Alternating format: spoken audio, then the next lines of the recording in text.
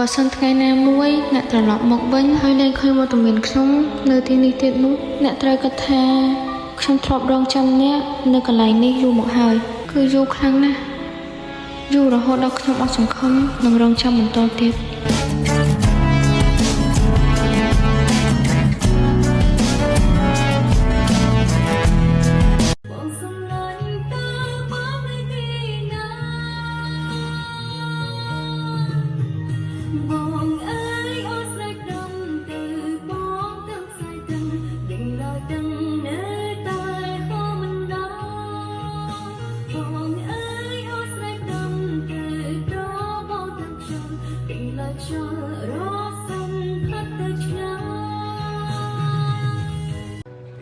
ចាំផ្ដើមស្នេហ៍ដំបូងស្គាល់អារម្មណ៍កុំក្តៅស្នេ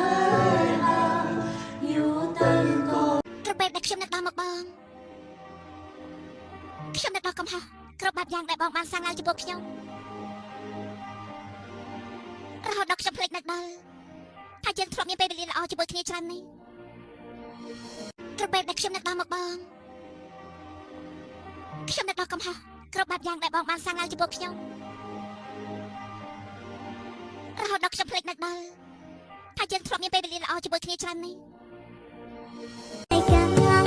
ឈឺចាប់ខ្លាំងពេកឈឺពេកគ្រប់គ្រងខ្លួនឯងមិនបានបាត់បង់ក្រុងយ៉ាងស្ទើរឈួតលីលា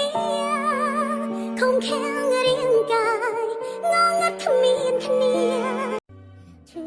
ចាំលើកពីឈឺអូលអូលឈឺព្រោះមិនអាចទទួលស្គាល់ថាពួកយើងលែងបន្ត